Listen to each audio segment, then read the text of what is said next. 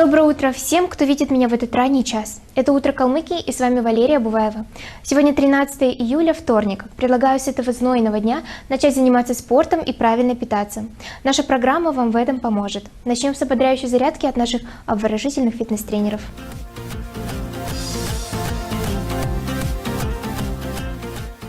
Добрый день, дорогие телезрители! Рада вас приветствовать в этом новом дне. Он у вас сегодня обязательно будет самым счастливым. Но чтобы ваше настроение не падало, всегда занимайтесь спортом. И сегодня я вам покажу классную тренировку, которая очень быстро приведет вас в форму. Мне сегодня помогут Гиляна, моя помощница, и также замечательная Татьяна. Итак, начнем. Первое упражнение у нас конька-бежец. Девочки уже заняли стартовые позиции. Отлично прокачивают ягодицы и ноги.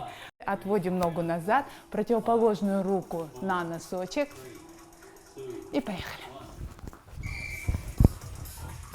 Попрошу Татьяну сделать более быструю вариацию для продвинутого уровня. Ага, отлично. А Гиляна делает вариацию для новичков, простое отведение ноги и обязательно ручки, как мельничные хвосты. Следующее упражнение – бёрпи с разворотом. Гиляна делает легкую версию, Татьяна – сложную версию. Итак, девочки, начнем. Заняли позиции. Татьяна делает упражнение с прыжком.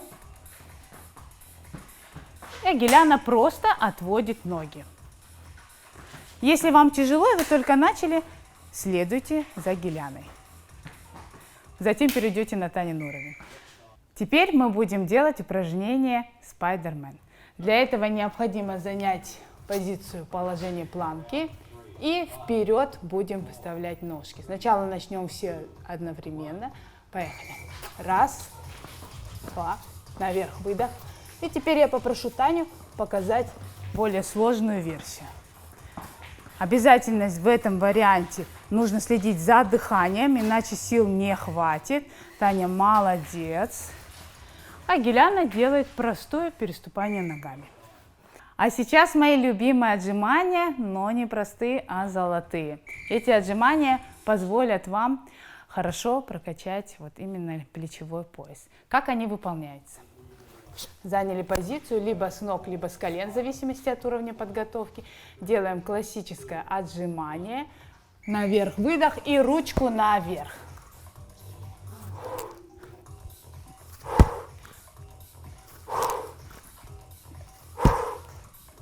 Видите, как мы дышим интенсивно? Это обязательно, потому что существует пластический обмен веществ. Вот как раз сейчас здесь он и задействован. Сейчас у нас будет веселое динамичное упражнение, оно вам обязательно понравится, а еще оно нравится нашим ножкам и талии. Итак, поехали с правой.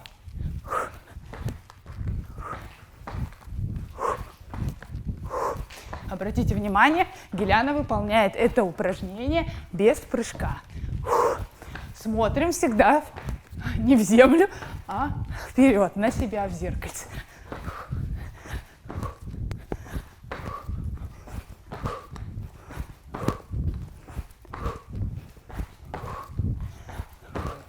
Следующее упражнение отлично прокачивает ягодичные мышцы, малые и большие. Исходное положение 4 точки опоры. И поднимаем правую ножку наверх, выдох. Смотрите, я надела утяжелители. Если у вас их нету, то можете взять гантели. Если у вас нет гантелей, то ничего страшного, выполняйте как Гиляна. Самое главное, ножку вы не ставите на пол, а именно вот в динамике такой. Чуть-чуть отдыхаем. И следующее, это просто на другую сторону. Прямая спинка.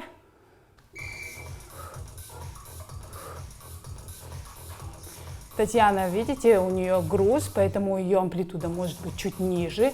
Этого не стесняйтесь. Но в целом у вас нога должна быть параллельно вашему тазу. Обязательно дыхание. Ух ты ж, уже болят. В конце я обычно завершаю сет всегда статичными упражнениями, но сегодня у нас Всеми любимая планка, но под другим соусом, а именно обратным соусом. Посмотрите внимательно, как девочки выставились. Вот так у нас выглядит обратная планочка. Мы тянем вперед обязательно носочек. Многие делают ошибку за счет того, что выдвигают носки вперед. Нет, носок тянется вперед. За счет этого вот образуется такая струна. И это очень хорошее упражнение для мышц спины. Она разгружает спину. У тех, у кого болит спина, пожалуйста, стойте. Можно еще постоять. Ну что, как хорошо тебе стоится, Геляна? Отлично. Вот мы и закончили свою тренировочку. Девочки, можете спуститься. Хочу сказать огромное спасибо своим помощницам Геляне и Татьяне. А я вам, мои дорогие друзья, желаю всегда наслаждаться своими формами, всегда быть на позитиве. Помните, вы лучшее украшение этого мира. Пока-пока. До встречи на Наткалм ТВ. Встречайте каждое утро вместе с нами. Утро Калмыкии готовит для вас самые интересные советы, как провести это время с пользой. Например, очень полезные и питательные завтраки, которые легко повторить на любой кухне. Смотрим, запоминаем и пробуждаем аппетит. Доброе утро, Калмыкия! Я Чураева Галина и моя дочь Чураева Диана. Мы для вас сегодня приготовим наши любимые сырники. Для этого нам понадобится 300 грамм творога, мука, растительное масло, разрыхлитель, сметана и 2 яйца. Итак, приступаем. Диана, помоги мне, пожалуйста, с яйцами. Держи. Разбиваем 2 яйца.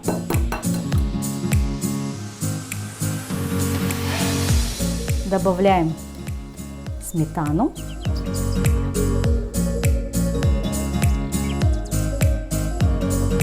Сметана, где-то грамм 50 сметаны. Разрыхлитель. Все перемешиваем.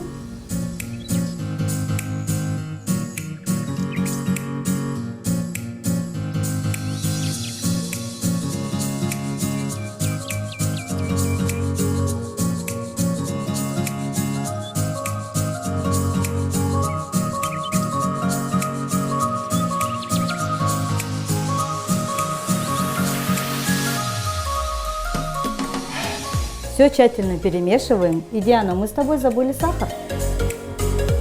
Добавь, пожалуйста, сахар. Грамм 100 сахара, чтобы были они в меру сладкие, но не слишком. Мешаем. Творог мы брали натуральный, фермерский, 9%. Такие будут красивые желтые сырники у нас. Так, все, мы тщательно перемешали, добавляем потихонечку муку. Диана мешает. Аккуратно, малыш. Угу.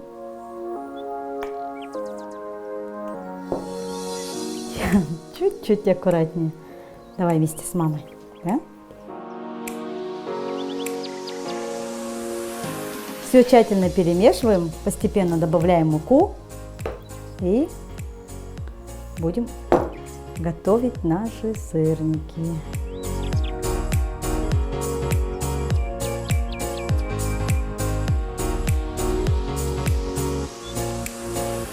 Мы помешали наше тесто и взяли муку и доску. Сейчас мы будем скатывать круглые шарики и жарить наши сырники.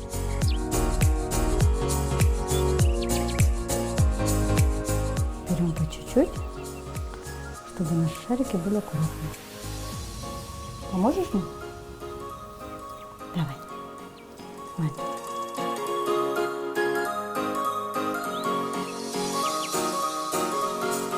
Такие красивые, аккуратные. Давай.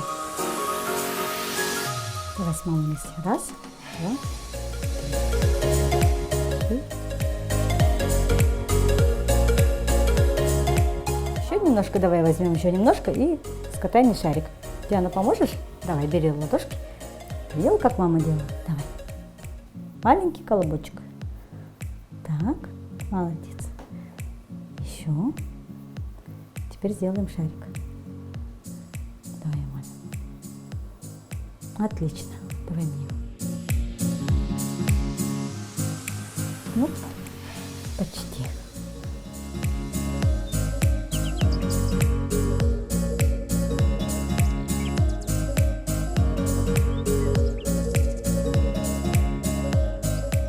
Ну что, помогай. Сделаем еще и начнем жарить. Теперь у нас есть уже в помощь ложка. Ну все, катай.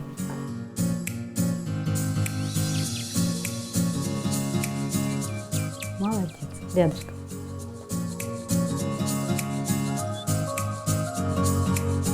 С нашего теста получилось 10 сырников, как раз на завтрак для всей семьи. Сейчас мы прогреем сковороду с маслом и начнем готовить наши сырники. Масло наше прогрелось, и теперь мы будем жарить наши сырники.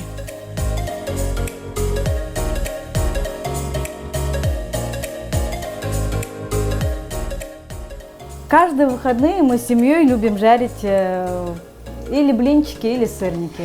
Дети любят больше сырники, и поэтому мы стараемся брать домашний фермерский творог и готовим сырники на всю семью.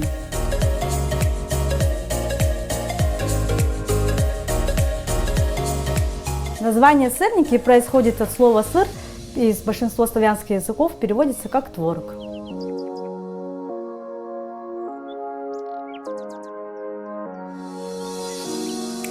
Наши сырники готовы. Приступаем. К сервировке завтрака. Сырники хорошо сочетаются с ягодами и сметаной. У нас сегодня малина. Приятного аппетита!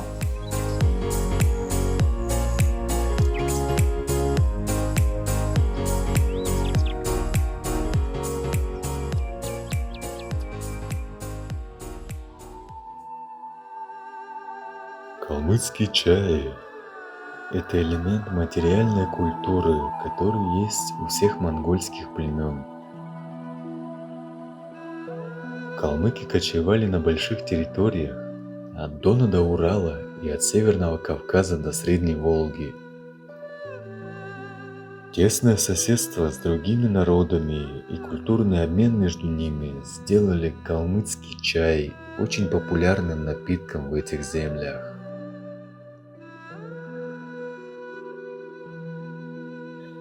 И сегодня Евгений Бембеев, главный редактор газеты «Калмык Үнүн», расскажет, как варить настоящий калмыцкий чай, как этот напиток связан с кочевой культурой и в чем сакральный смысл помешивания во время варки.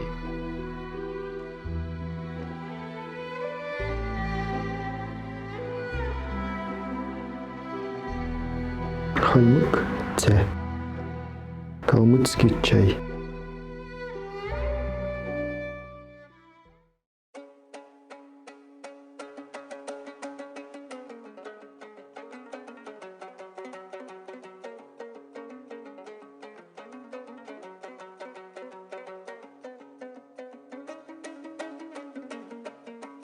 Этот напиток, он есть у всех монгольских народов, и как и у монголов, так и у нас он называется «үстяця», что переводится с калмыцкого языка как «молочный чай». Да? Вот. Основные ингредиенты, которые составляют этот напиток, это вот такой чай, кирпичный он чай, раньше его покупали в Китае, да, и вот такой прессованный чай калмыцкий, ну сейчас уже делают уже более такой как бы современный вариант, это зеленый чай, да. Следующий ингредиент основной это, конечно, молоко, сейчас уже такое современное молоко у нас, да, раньше это было кобылье молоко, почему? Потому что калмыки очень много, широко держали как раз именно лошадей, да, потому что, ну понятно, лошади это были самая основная тягловая сила, когда не было машин и так далее, да, и вот даже наши ханы, нойоны, когда делали подношения, допустим, в Тибет, Далай-ламе, калмыцкий хан делал подношения 10-тысячными табунами, да, кто поменьше, там нойон и так далее, они делали уже 5000-е табуны, поэтому понятно, какие здесь табуны находились, да, в Северном Прикаспии, вот на Нижней Волге, калмыцкие табуны, и, конечно, было вдоволь молока, именно кобыльего молока, да, поэтому и чай варили раньше из кобыльего молока. Следующий ингредиент, это, конечно, соль, да, почему соль, почему чай соленый калмыцкий, да, дело в том, что калмыки это на самом деле самый жаркий регион Европы. Соль, которая добавляется в калмыцкий чай, да, издревле как бы добавляли соль, это тот ингредиент, который как раз и он удерживает влагу в организме. Тысячелетием выработанный тоже получается продукт, да, который необходим организму, да, именно в таком кочевом образе жизни. Да. Вот. На самом деле калмыцкий чай это для калмыка самая первая еда называется. Да. Тяшингын болучин идена бежи олдык, цаснымгын болучин номин көлгын болдык. Переводится так. Бумага, говорят, хоть и тонка, является носителем учения. Чай, хоть и жидок, является первой пищей калмыков. Да. У нас любое мероприятие, да, оно обязательно начинается с калмыцкого чая. О калмыцком чае очень много сведений осталось, да, и не только сведений. Вообще многие народы переняли чайную культуру у калмыков, да, народы Северного Кавказа. Если вы поедете в Дагестан, в Кабардино-Балкарию, в Чечню, в Ингушетию, в Адыгею, вас всегда угостят каким-нибудь своим блюдом и преподнесут, скажут, пейте калмак чай, да, потому что он так у них и называется, калмык чай. Это как раз именно чай с молоком, который вот, он был заимствован именно у калмыков в 17-18 веках, да, вот, во время как раз именно таких кросс-культурных контактов. Ну, вода закипает, поэтому сейчас мы туда, предварительно мы закидываем туда калмыцкий чай, да, вот так. И ждем, да, когда он закипит. Калмыцкий чай имеет такое свойство, что это вот, он раскрывается, да, отдает все свой аромат, все свои там, микроэлементы, которые находятся как раз именно в чае, да. Это сейчас мы чай пьем, вот одноразовый, да, сами не знаем, да, там чай или пыль китайских дорог, да, поэтому вот, а это чай, лист, так лист, еще 5 минут, и он даст свой аромат. Обязательно делаем вот такое движение, которое называется самарха. Так, после того, как вода закипела с чаем, уже тогда уже заливается молоко, да. Мы говорим сейчас вот готовим молоком коровьим. Все. И осмотрим, сколько молока заливать, смотрим по насыщенности, когда вот мы делаем вот такое движение, самурджанавиден, да, называется. Смотрим уже на свет. Если он уже такой как бы плотный, да, как бы, значит уже чая, в принципе, молока достаточно. Больше не надо. Теперь нам остается только чуть-чуть подождать, когда закипит уже с молоком. Буквально 5 минут. И все, чай будет готов. Александр Сергеевич Пушкин, когда проезжая, да, мимо вот калмыцких степей, в свое путешествие в Арзурум, да, он проезжал и вот остановился недалеко, вот, кстати, вот по этой дороге он ехал там, да, ехал в это путешествие свое, и остановившись, он увидел такую калмыцкую юрту, да, а в этой юрте была молодая калмыцкая девушка, которая угостила настоящим калмыцким чаем, да, на бараньем бульоне с бараньими ребрами, да. Вот, он напился этого чая, конечно, буквально он был не более часа, да, но он успел сочинить ей такие стихи, потому что, видимо, ему очень понравилась калмыцкая девушка, да. «Прощай, любезная калмычка, чуть-чуть назло моих затей, меня похвальная привычка не увлекла среди степей вслед за кибиткою твоей. Твои глаза, конечно, узкие, плосок нос и лоб широк, ты не лепечешь по-французски и шелком не сжимаешь ног, по-английски пред самоваром узором хлеба не крошишь, не восхищаешься Сен-Маром, слегка Шекспира не ценишь, не погружаешься в мечтание, когда нет мысли в голове, не распеваешь ма, дове, галоп не прыгаешь в собрание. Что нужды? Ровно полчаса, пока коней мне запрягали. Мне ум и сердце занимали твой взор и дикая краса. Друзья, не все ли одно и то же? Забыться праздной душой, в блестящей зале, в модной ложе или в кибитке кочевой. Эти строки оставил Александр Сергеевич, когда побывал в калмыцкой кибитке. И вот чай, пока мы читали стихи, чай закипел. В принципе, чай уже готов. Немного соли. Да, соль добавляется уже после того, как чай сварится, для того, чтобы дать раскрыться вкусу чая на 100%, да? Потому что если мы сначала соль закинем, а потом чай, то как бы вот не раскроется аромат чайный. Небольшой нюанс – это мускатный орех. Он добавляет аромат в чай. У мускатного ореха еще есть такие антисептические свойства, да? Вот. Ну, его буквально вот так немного крошим туда. Все, калмыцкий чай готов. Сейчас следующий этап. Необходимо обязательно процедить.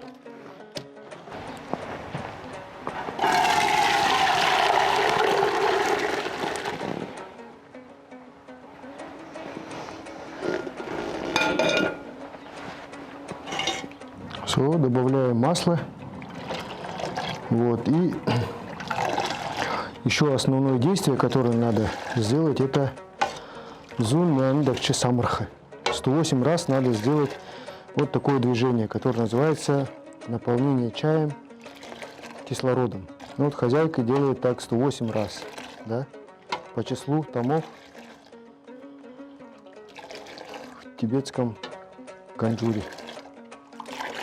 106, 107, 108. После этого обязательно делают подношение на алтарь. Вот такая, да, древняя калмыцкая посуда. Ахче ага называется, кленовая чаша.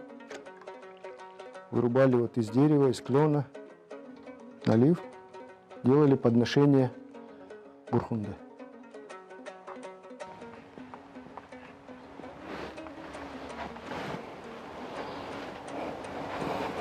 Все. И обязательно, конечно, когда чай у нас преподносят первый, да, чай обязательно произносят юряль, да. Юряль — это благопожелание, у калмыков считается. Берут безымянным, а значит безгрешным пальцем, делают вот такое движение, называется по-калмыцки цацал, да. Цацал — это же это сбрызгивание, да, подношение.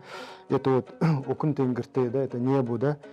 Газарте, да, это вот земле. Öfkmerte — это предкам, да, и так далее. Вот обязательно делают 3 цацала таких, и после этого уже произносят юряль, благопожелание. Цяшингын болу үшін идене дейджи олдык. Я желаю всем всего самого наилучшего. Говорят, бумага хоть и тонка, является носителем учения, чай хоть и жидок, является первой пищей калмыков. Я желаю, чтобы у вас, у всех все было хорошо, чтобы все были в здравии и всегда жили в процветании и благополучии. Пусть все бурханы вам благоволят. Друзья, я и мои коллеги готовы представить гостей нашей утренней студии. Передаю слово моей коллеге Ксении Очировой. Доброе утро, друзья! С вами «Утро Калмыкии». Сегодня у нас в гостях Валерия Крюкова и Чуба Никита, пара танцевального спортивного клуба «Империя Дэнс» в категории «Молодежь». Доброе утро! Доброе утро! Доброе утро! Я рада вас видеть. Расскажите, с чего начинается ваше утро? Ну, мое утро начинается с очень крепкого чая и просмотра какого-нибудь сериала. Мое утро начинается аналогично, с чашечки кофе. Я иду, целую, обнимаю своих родных и близких, и далее, конечно же, на тренировку. А как вы пришли к тому, чтобы начать заниматься танцами? В первом классе мои родители решили отдать меня на спортивно-бальные танцы в клуб «Максима», где я протанцевал 4 года. И после они решили отдать меня в другой танцевальный клуб «Империя Дэнс», где я достиг больших высот. Моя танцевальная деятельность началась еще с детского сада. Правда, это были не спортивно-бальные танцы, а народные танцы. Вот. Там я прозанималась около только 4 лет, и после этого в нашу школу пришел прекрасный педагог Оксана Вячеславовна. Она помогала нам с организацией разнообразных мероприятий, ставила нам концертные номера и так далее. Вот. И мы узнали, что помимо этого она занимается своим танцевальным клубом «Империя Дэнс», где мы и занимаемся. И мы решили прийти туда, и сейчас я здесь. А сколько лет вы уже занимаетесь танцами? С танцами я занимаюсь уже около 8 лет. Танцами я занимаюсь 7 лет из моих 13. Вы очень хорошо смотритесь. А от чего отталкиваются, когда создаются пары? При создании пары смотрят на внешний вид пары, как они смотрятся вместе, как они гармонируют, как пара смотрится на паркете, насколько хорошо партнер чувствует партнершу.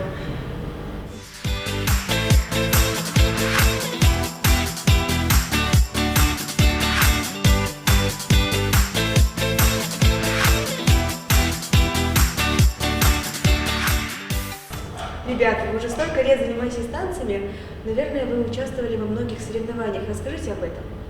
Из последних моих соревнований я запомнил именно соревнования в Астрахани, где мы с моей партнершей участвовали в Кубке Латины и стандарта. И из всех пар именно мы заняли первые места.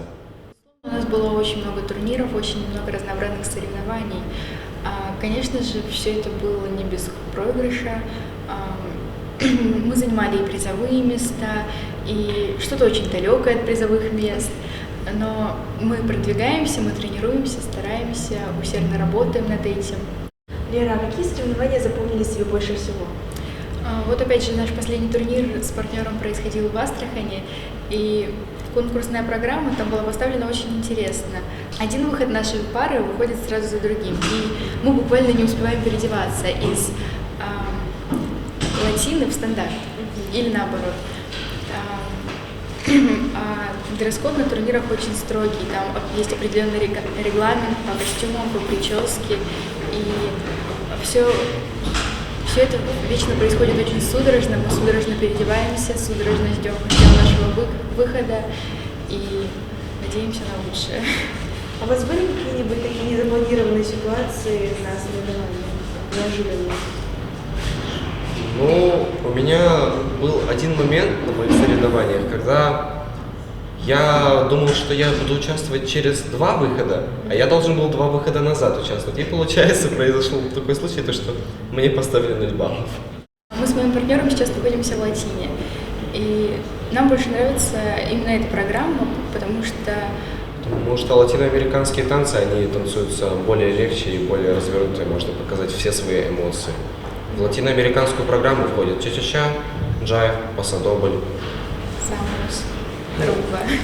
Ребята, у вас бывали такие моменты, когда вы приезжаете в какой-либо город, а у вас внешний вид не соответствует программе конкурса?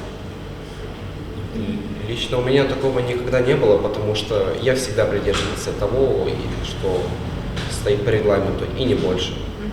Но я видел очень много моментов, когда была дисквалификация именно девушек, потому что они красили ногти, ресницы, а это было строго запрещено. Даже из-за одного ногтя могут тебя просто взять и выгнать, потому что регламентом это запрещено.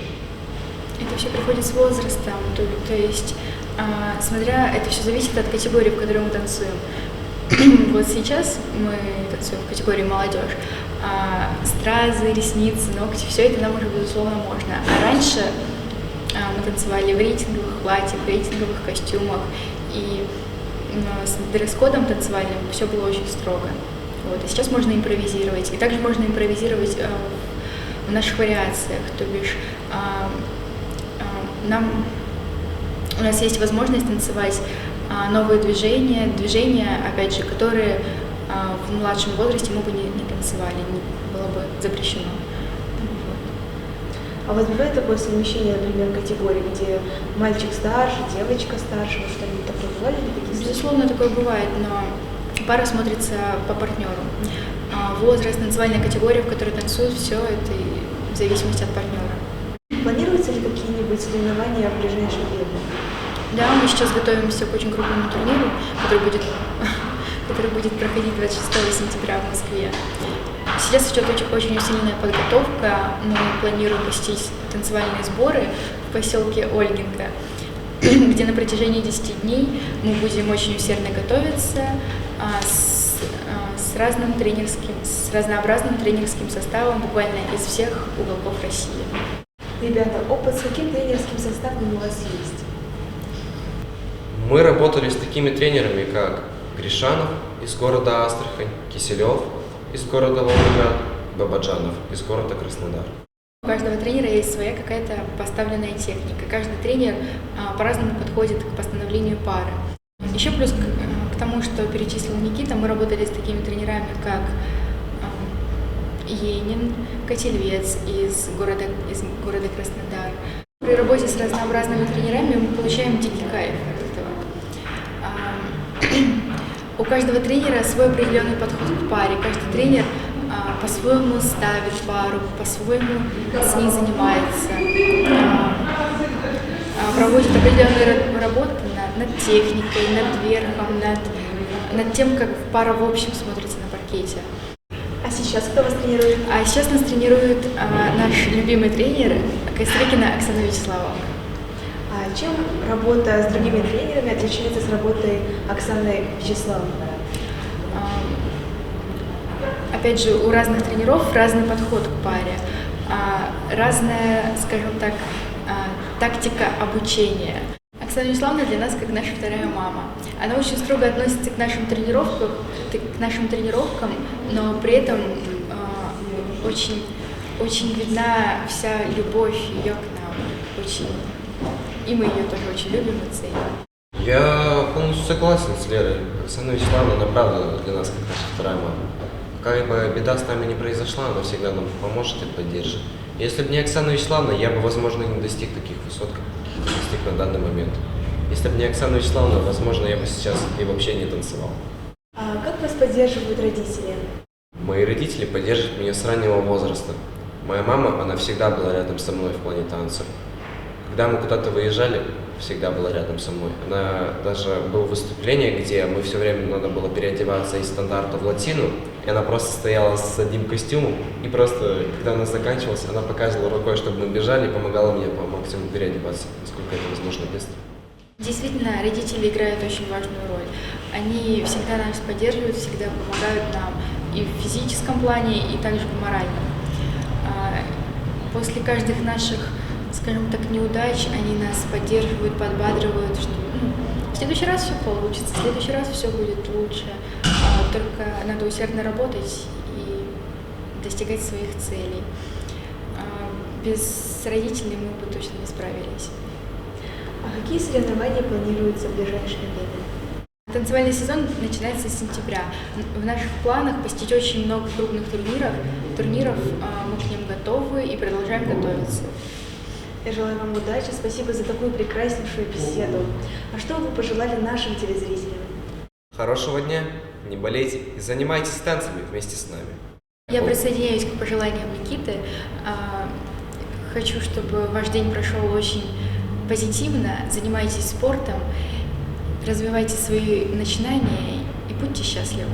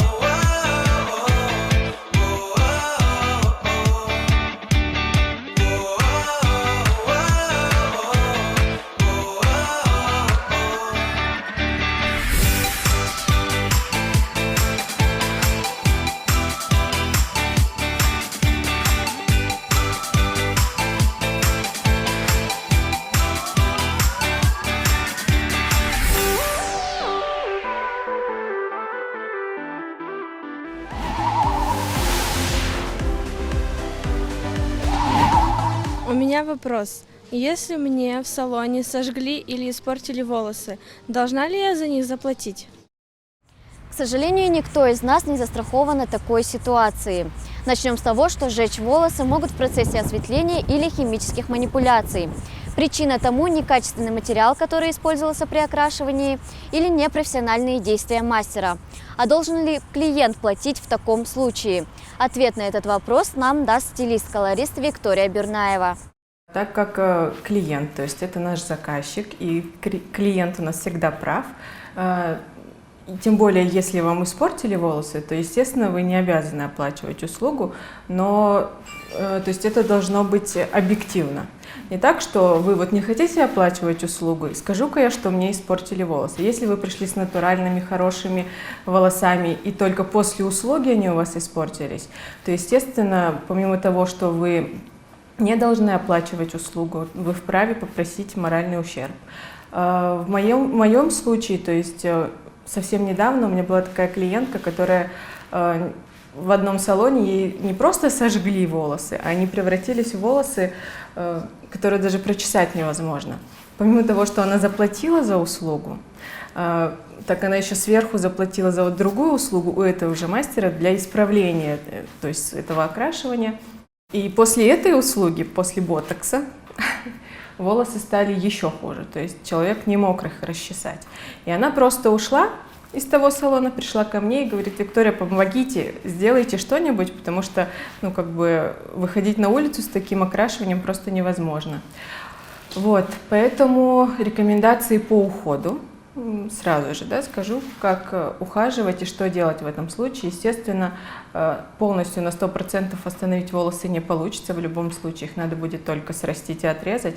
Но домашний уход, который просто поможет визуально жить с ними, расчесывать их нормально, выглядеть и ходить на работу, это домашние маски глубокого увлажнения. То есть просто маской не спастись. Это обязательно шампунь, маска, бальзам, масла.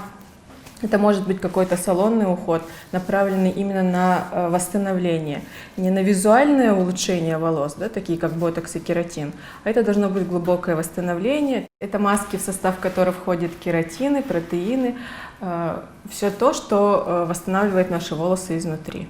Если клиент заметил не сразу, что ему сожгли волосы, повредили как-то, потому что после окрашивания обычно голову мы моем через 1-2 дня, то, как правило, салон все равно должен возместить ущерб причиненный. Но, опять же, если ваши волосы были изначально здоровы, потому что чаще всего клиенты приходят с уже поврежденными волосами, и мы обязательно делаем тест прядь, и только после того, как мы посмотрим, как волосы реагируют, как они подвергаются осветлению, только после этого мы можем приступить к полноценному окрашиванию. И если я вижу, что тест прядь показала, что волосы не выдержат этого осветления, то я заранее предупреждаю клиента, что, возможно, после осветления ваши волосы станут чуть хуже, они в любом случае подсушатся, потому что осветление – это химическая реакция на волосах.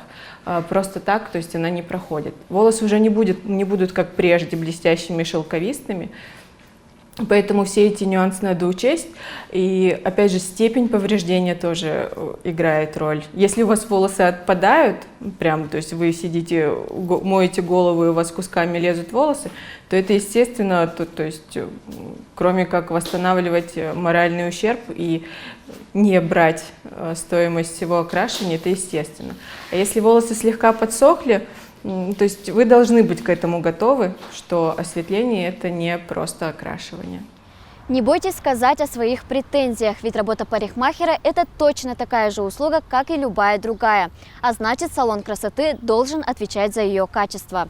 Статья 29 Закона Российской Федерации о защите прав потребителей гласит, что клиент имеет право на бесплатное исправление прически или восстановление волос. А так ли это или нет, нам расскажет Ачир Зулаев. Если вас плохо постригли, покрасили или испортили волосы, вы имеете право, согласно Федеральному закону о защите прав потребителей, на бесплатное исправление прически или восстановление волос. Также вы имеете право на уменьшение стоимости услуг, возмещение расходов на исправление прически и восстановление волос, но уже в другом салоне, а также на неоплату услуг, если волосы невозможно восстановить. Чаще всего работники салона красоты пытаются договориться и исправить на месте, но не все потребители готовы согласиться, скажем так, у горе-мастера восстановить эту прическу. Поэтому зачастую тут возникает конфликтная ситуация. Не все салоны готовы отказаться от оплаты услуг или как возместить ущерб. Тем более зачастую ущерб проявляется позднее, то есть после покраски волос на следующий день у девушек, допустим, могут выпадать волосы. То есть не сразу, а уже после оплаты услуг. Как это доказать? Для этого требуется первое – сохранить чеки. Мы понимаем, в нынешнее время мало салонов, где, скажем так, парикмахер предоставляет чеки, но надо просить, чтобы они их предоставили. Это ваше право и их обязанность. Тем самым вы сможете доказать в суде или в том же Роспотребнадзоре, что они оказали вам некачественную услугу. Соответственно, за некачественную услугу вы первое, что можете, возместить материальный ущерб. Помимо того, что они должны вам восстановить деньги за прическу, вы можете потребовать на те же восстановительные процедуры. Они бывают разные, это уже надо в частностях. То есть зачастую после судебной медицинской экспертизы врач-штрихолог должен определить, какие конкретно нанесен ущерб и какие конкретно требуются процедуры. После этого надо составить претензию в данный салон. К сожалению, надо не на конкретного мастера, а на того индивидуального предпринимателя или общество с ограниченной ответственностью. То есть зачастую среди ИП или ООО заключают трудовой договор с мастером. Соответственно, по закону ответственность несут они в первую очередь. Далее они уже могут в порядке регресса взыскать эти денежные средства, да, конкретно с мастером. Помимо этого, вы имеете право на возмещение морального ущерба. Моральный ущерб будет зависеть от нанесенного ущерба, да, как материального, насколько сильны ваши были нравственные страдания.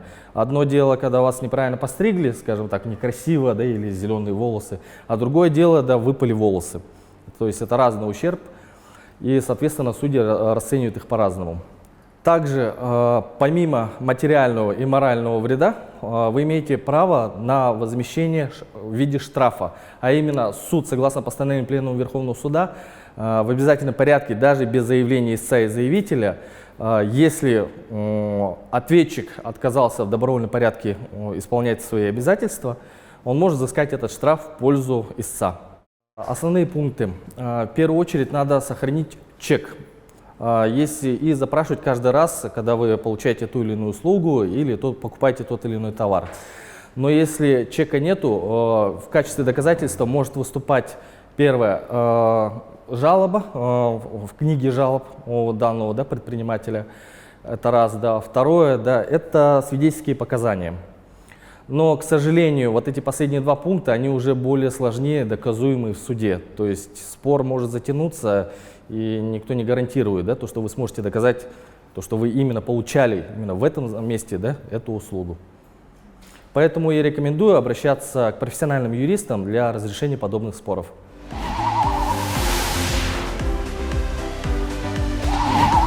А как правильно мыть волосы, чтобы их не испортить, а наоборот улучшить их структуру и внешний вид, расскажет Амрам Анджиева. Всем привет! Сегодня я расскажу вам, как правильно мыть голову. Сейчас настроим воду. Вода у нас должна быть теплой, немного даже прохладной, так как если вы любите мыть горячей водой, то когда мы моем, у нас вырабатываются сальные железы. И это как бы не очень хорошо. Волосы нам нужно очень хорошо промочить, чтобы они у нас немного взбухли.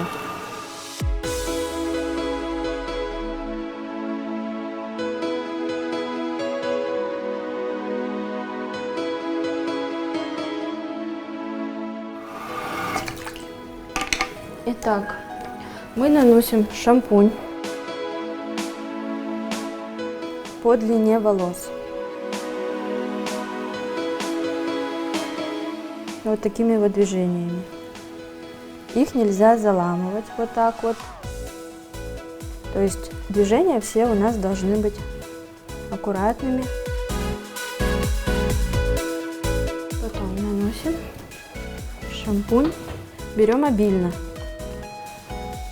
Наносим на верхнюю зону головы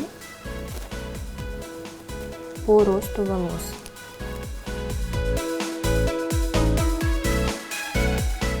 Шампуня должно быть много.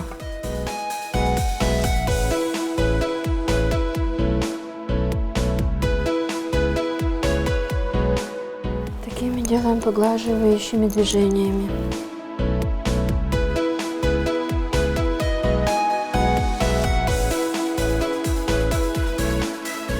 Сейчас покажу вам небольшой лайфхак.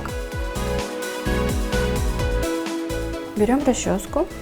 У меня она профессиональная, вот с такими зубчиками. И расчесываем по росту волос. Зачастую мы не можем хорошо промыть волосы, так как у нас там есть маленький пушок. И наши пальцы не могут полностью попасть в волос.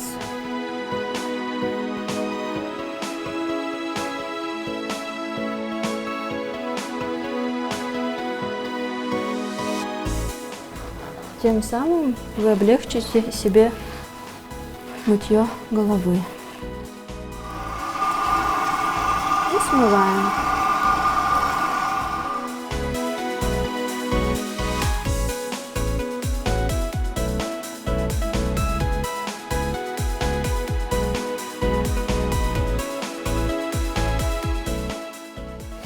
шампунь. Теперь даем стечь в воде.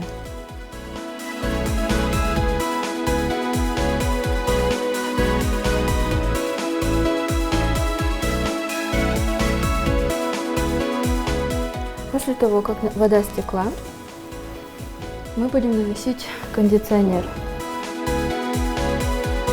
Кондиционер наносим такими же плавными движениями. Многие наносят кондиционер сразу после того, как смоют шампунь. Так делать нельзя, это неправильно. Нужно дать воде стечь, только тогда после этого можно нам уже наносить наш кондиционер.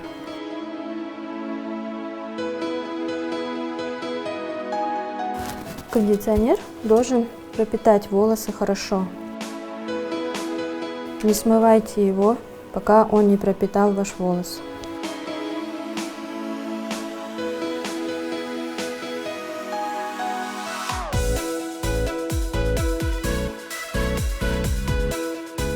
Еще раз обратите внимание на то, что волосы мы во время мытья не заламываем. Все, теперь можно смывать. Еще раз напоминаю то, что вода должна быть теплой, немного даже прохладной.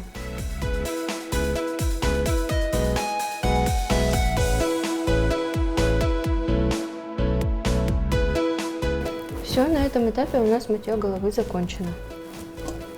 Небольшой совет. После мытья головы, как волосы у вас немного подсохнут, рекомендую использовать обязательно термозащиту, чтобы беречь наши волосы от горячего воздуха и солнца. 13 июля поклонники головоломок по всему миру отмечают праздник, посвященный изобретению, делающему их жизнь ярче и интереснее. Это Международный день головоломки. Эта дата приурочена ко дню рождения Эрне Рубика, венгерского архитектора и дизайнера, родившегося 13 июля 1944 года и получившего мировую известность за свое изобретение, которое он создал в 1974 году. Будучи преподавателем в Академии прикладных искусств в Будапеште, он в поиске доступного способа объяснения студентам одной из математических теорий придумал набор из 27 кубиков, грани которых имели разные цвета. Внезапно оказалось, что запатентованное Рубиком в Венгрии изобретение представляет собой увлекательную головоломку, первая партия которой была выпущена на родине изобретателя в 1977 году. Первоначальное название игрушки-головоломки звучало как «магический куб». Международный день головоломки приурочен к дате рождения изобретателя, пожалуй, самой известной и популярной головоломки в мире. Однако посвящен он любым видам головоломок, которых насчитывается великое множество. Ученые неоднократно подтверждали, что при решении головоломок человек задействует оба полушария головного мозга, тренируя память, воображение и внимательность.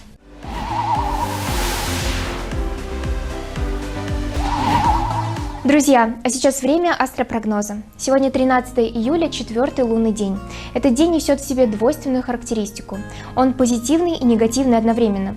Нужно стараться не принимать скоропалительных решений. Противопоказана групповая работа. Благоприятный день, чтобы оценить собственные силы, проанализировать и запланировать перспективы того, что вы сможете осуществить в будущем.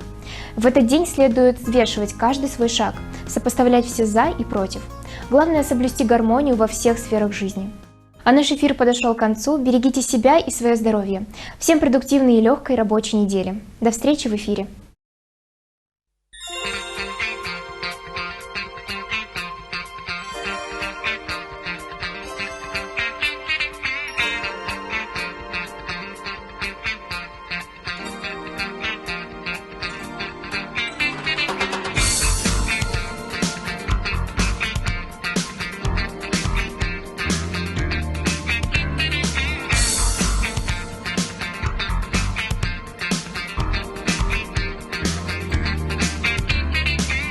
Твой возник, как лунный внезапный блик из темноты.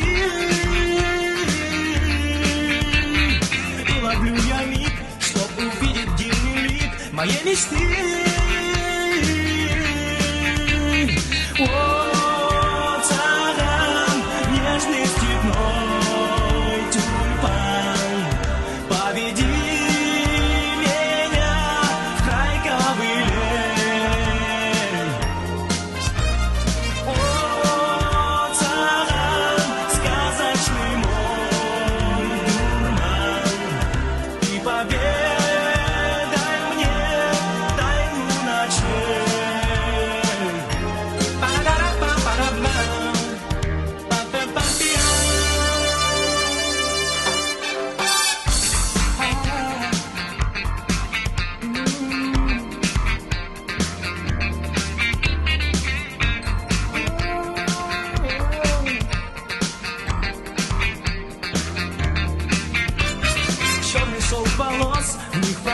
летних роз, нектар цветка. Губы две струны, сладкой музыкой полны. Я без ума